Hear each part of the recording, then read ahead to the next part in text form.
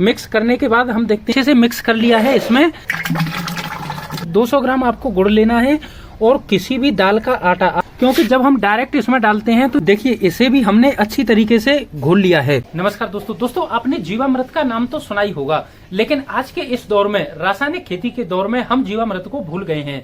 लेकिन आज का जो समय है वह भूलने का नहीं, उसे याद करने का समय है। आज उसकी जितनी जरूरत है, हो सकता है हजारों साल पहले उसकी उतनी जरूरत नहीं थी। आज जो जरूरत है, आज हमें अक्सर देखने को मिलता है अपने खेतों में, जमीनों में, या हम जो भी बागवानी करते हैं, 2-4 पौधे भी लगाते हैं, उसमें भी हमें ये देखने को मिलता है कि कभी हमारे पौधे आयरन को नहीं ले पा रहे हैं, कभी हमारे पौधे फास्फोरस को नहीं ले पा रहे हैं, कभी पोटेशियम को नहीं ले पा रहे हैं। इस तरह से जो पोषक तत्वों की आपसी स्पर्धा है वो इस तरह से बनी हुई है। तो ये कैसे होता है? ये होता है मिट्टी के असंतुलन के कारण। तो आज जो हमारी मिट्टी का असंतुलन हो गया है, जो मिट्टी का संतुलन बिगड़ गया है, उस स्थिति के लिए हमें जीवामृत की बहुत ज्यादा जरूरत है। आज हम इसको समझेंगे कि इसके फायदे भी जानेंगे और हम ये जानेंगे कि जीवामृत को कैसे बनाते हैं। जो पुराना तरीका था उस तरीके से आज मैं आपको बनाकर भी दिखाऊंगा कि इस तरीके से आप जीवामृत घोल को बना सकते हैं। दोस्तों, ये बहुत ही जरूरी है और आज की जरूरत भी है।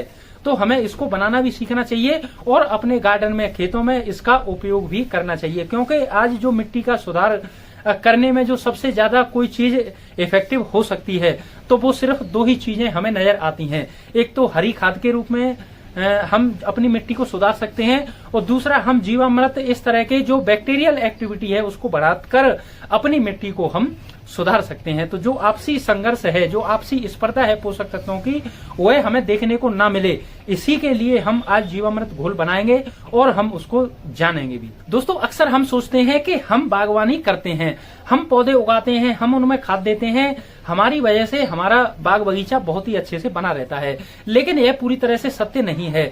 हम क्या करते हैं, हम मिट्टी लाते हैं, खाद डालते हैं, हम एक बीज लगाते हैं, लेकिन उस बीज में से हम अंकुरण नहीं निकाल सकते। हम पौधा लगाते हैं, खाद डालते हैं, लेकिन हम उस पौधे में फल फूल नहीं ला सकते। ये काम प्रकृति का होता है, नेचर का होता है, और नेचर का संतुलन होना बहुत ही जरूरी है। हमने जो हम रासायनिक खादों का उपयोग करते हैं, उससे जो संतुलन बिगड़ा है उसको सुधारने की आज जरूरत है। चाहे आप वो गमले में एक ही पौधा क्यों न लगाते हो, फिर भी उसकी मिट्टी आपको कहीं न कहीं वह पूरी तरह से स्वस्थ मिट्टी आपको नहीं दिखती है। तो उसको ही सुधारने की आज जरूरत है। तो दोस्तों, पहले हम इसको बनाना सीखते हैं कि किस तरीके से हमें इसको बनाना है। दोस्तों, इसे बनाने के लिए हमें 5 चीजों की जरूरत होगी। तो देखिए, सबसे पहले हमें लेना है पानी। तो ये हमने 20 लीटर इस डिब्बे में पानी लिया है। मैं इसमें कम क्वांटिटी में आपको बनाकर दिखाऊंगा। तो 20 लीटर हमें पानी लेना है और हमें एक इस तरह का डिब्बा लेकर के उसमें हम 20 लीटर के अनुसार हम बनाएंगे। तो हमें इसमें 20 लीटर पानी और ये 1 केजी आपको ताजा और देसी गाय का गोबर लेना है। ये 1 केजी आपको ताजा देसी गाय का गोबर ले लेना है। ये 20 लीटर के लिए मात्रा है दोस्तों। और इसमें 1 लीटर हमने लिया है ये गौमूत्र। तो इसमें गोबर और गौमूत्र, इन दोनों को पहले मिक्स कर लेना है। मिक्स करने के बाद हम देखते हैं और हमें क्या क्या लेना है। दोस्तों, इसे हमने अच्छे से मिक्स कर लिया है। इसमें ये पूरी तरह से इस तरह से लेही जैसी बनाने के बाद में आपको क्या करना है, इसको ये 20 लीटर पानी में हमें अब मिला देना है इस तरीके से।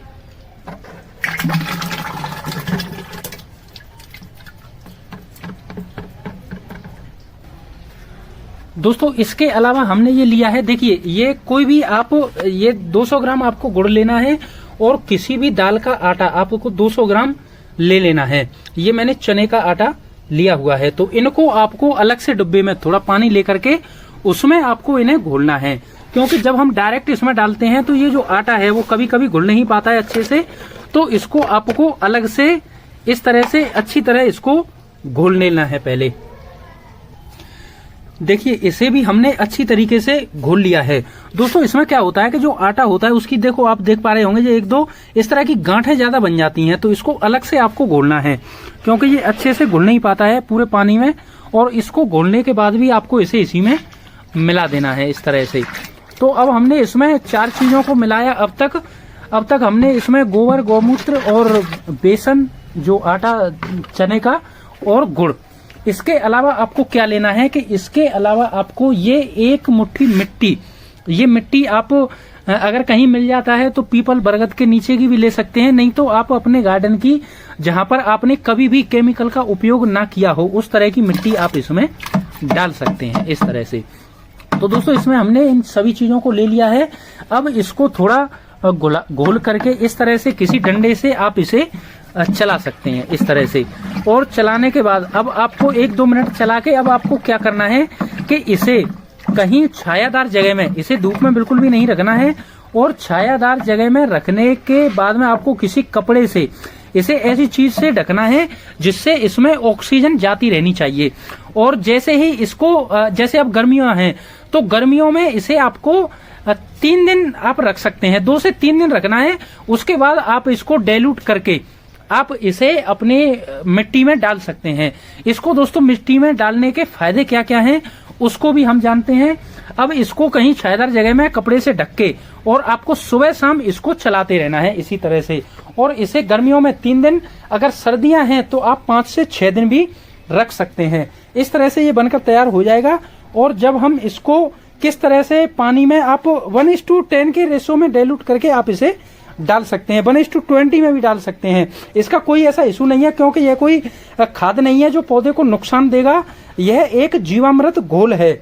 इससे क्या होगा, इसके फायदे और हम समझते हैं। दोस्तों ये एक ऐसा तरीका है जो पुराने समय से इस तरह से इसको बनाते आ रहे हैं। इसमें 5 चीजें लेनी होती हैं। अब 5 चीजों को आपने देख लिया क्या क्या लिया। अगर हम पानी को भी ऐड करते हैं तो 6 चीजें टोटल हो जाती हैं।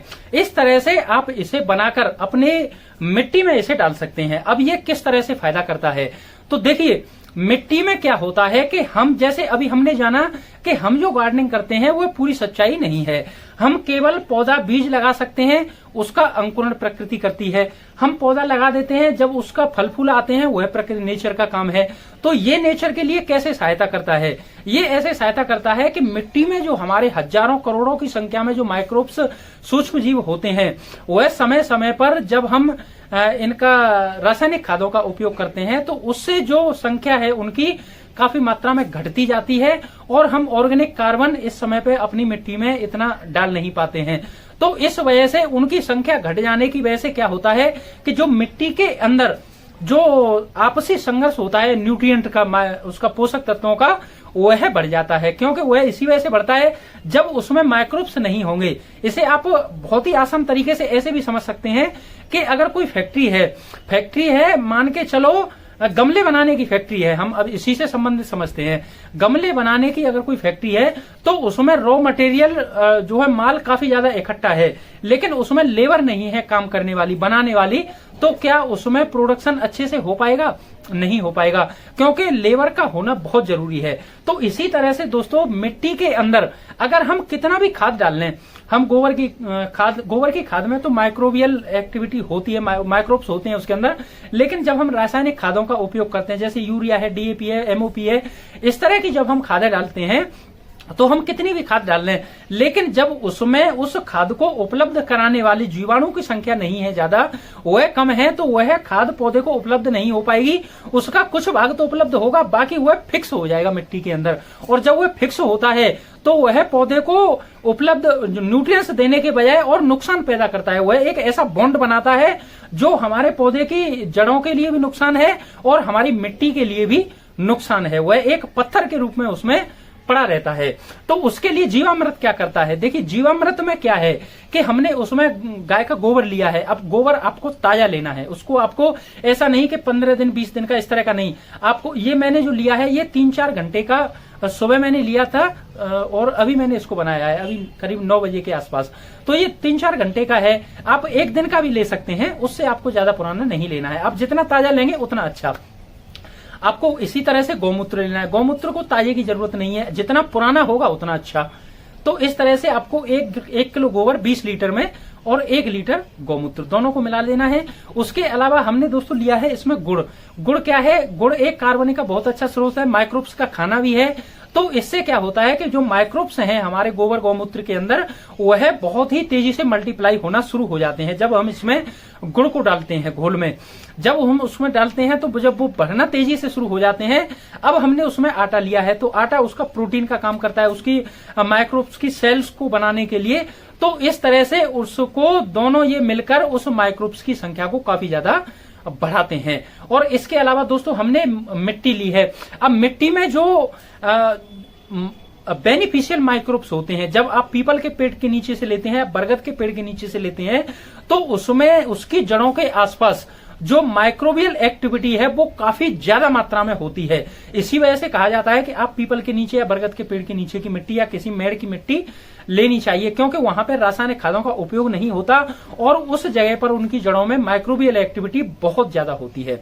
इस तरह से हमें उनकी मिट्टी लेनी होती है। अब कुछ माइक्रोब्स बेनिफिशियल वहां से हमारे पास आते हैं, करोड़ों की संख्या में गोबर गौमूत्र में है हमारे पास, और हमने उसको खाना भी दे दिया, प्रोटीन का साधन दे दिया, तो वह तेजी से हमारी उसमें जीवामृत में बढ़ना शुरू कर देते हैं। अब दोस्तों ये 24 से 48 घंटे में इस संख्या में बढ़ते हैं कि हम उसकी काउंटिंग करना उसको असंभव हो जाता है। तो इस तरीके से आपको 3 दिन में गर्मियों में ये तैयार हो जाएगा। आपको इसे आप 1 लीटर इस लिक्विड को आप 10 लीटर में मिलाइए, 20 लीटर में मिलाइए, 50 लीटर में मिलाइए, कोई ऐसी दिक्कत नहीं है। आपको बस ये मिट्टी में जाना चाहिए। जब आप इसे मिट्टी में डालते हैं तो इसमें एक चीज का आपको ध्यान रखना है कि पानी के साथ नमी होनी चाहिए मिट्टी के अंदर, और मिट्टी आपको अगर तेज गर्मी सूखे में आपको इसे डालने से फायदा इतना नहीं होगा। हाँ, अगर मल्चिंग होती है उस समय पर गर्मियों में, अगर आप गर्मियों में डाल रहे हैं तो मिट्टी की मल्चिंग करें साथ में ही। इसको एक ऐसा वातावरण मिलना चाहिए, क्योंकि ये जीवित जीव है, ये कोई वैसा खाद नहीं है, ये जीवित जीवाणु घोल है, ये जीवों का जीव अमृत जब भी इसका नाम कहा जाता है। तो इसको डालने के लिए मिट्टी के अंदर एक निश्चित वातावरण, इसके निश्चित नमी होनी चाहिए उसके अंदर। जब आप इसे डालेंगे तो उस निश्चित नमी होगी, तो वह अपनी जो इससे अरबों खरबों की संख्या में, तो ये 2-3 दिन में यहीं पे मल्टीप्लाई हो चुके। जब आप इसे मिट्टी में डालेंगे निश्चित नमी के साथ में, तो ये खेत में हमारे जो मिट्टी है, मिट्टी के अंदर जब माइक्रोब्स की संख्या इतनी मात्रा में बढ़ जाती है अरबों खरबों में, तो जो पोषक तत्व हमारी मिट्टी में पड़े हुए हैं, जिनको पौधा नहीं ले पा रहा है, किसी कारण से वो बॉन्डिंग अवस्था में है, उसका जो है नहीं ले पा रहा है, तो यह उसको घुलनशील अवस्था में लाते हैं यह माइक्रोब्स, और पौधा हमारा लेने लगता है। दोस्तों हम तो सिर्फ इनको डाल सकते हैं, बाकी जो मिट्टी के अंदर हजारों करोड़ों की संख्या में जो दुनिया काम कर रही है सूक्ष्म जीवों की, वह इसके लिए बहुत ही अमृत के समान ये घोल होता है। तो इसको डालने की आज बहुत ज्यादा जरूरत है, लेकिन हम रासायनिक खादों के चक्कर में इसको भूलते जा रहे हैं। लेकिन भूलने की जरूरत नहीं है दोस्तों, आज इसको याद करने की जरूरत है। आज के बाद में अगर हम इसका उपयोग करते हैं, जैसे हमने पिछली वीडियो में जाना था, हमारी मिट्टी के अंदर जो एक ट्रॉली हमने मिट्टी मंगाई थी उसमें आयरन की कमी हमें देखने को मिली। तो इस तरह की अगर मिट्टी में आपके कमी देखने को मिलती है, तो आप इस तरह की माइक्रोबियल एक्टिविटी का सहारा लें, उसको बढ़ाएं, और उसमें गोबर की खाद, वर्मी कंपोस्ट, इस तरह के ऑर्गेनिक कार्बन को भी आपको बढ़ाना होगा। अगर आप इस तरह से रेगुलर गार्डनिंग में अपनी मिट्टी को सुधार करेंगे, तो आपकी साल में 2 साल में मिट्टी बहुत ही अच्छी उपजाऊ हो जाएगी, जिसको हम लिविंग सॉइल बोल सकते हैं। अभी हम अपनी मिट्टी को लिविंग सॉइल इतना नहीं बोल सकते। इस समय पर जब हम पौधा केवल बीज लगाएंगे और पौधा खुद से बढ़ने लगेगा, उसमें ज्यादा इस तरह की समस्याएं नहीं दिखेंगी, तब हम समझेंगे कि हाँ, हमारी मिट्टी आज लिविंग सॉइल के रूप में हमें दिख रही है। दोस्तों ये प्रयास हमें करते रहना होगा। ये ऐसा नहीं है कि एक दिन में होने वाला काम है, तो हमें निरंतर ये प्रयास करने की जरूरत है, चाहे हम 2-4 पौधे लगाते हों या बड़े स्तर पर खेती करते हों। आज इसकी बहुत ही जरूरत है। तो इस तरह से इन चीजों का आप उपयोग करते रहें। दोस्तों हमने आज जीवामृत को जानने का प्रयास किया, तो अगर आपको ये जानकारी अच्छी लगी हो तो इसे लाइक करें, शेयर करें, और अगर आपके कोई सुझाव है जो मुझसे कुछ छूट गया हो, आप बताना चाहते हैं, तो आप कमेंट बॉक्स में बता सकते हैं, जिससे कि हम एक दूसरे से सीखते हुए अपनी गार्डनिंग जर्नी को बेहतर बना सकें। दोस्तों गर्मी बहुत तेज है, आप पसीना देखिए किस तरह से लथपथ हो गए। तो आज के लिए बस इतना ही। पूरा वीडियो देखने के लिए आपका बहुत बहुत धन्यवाद।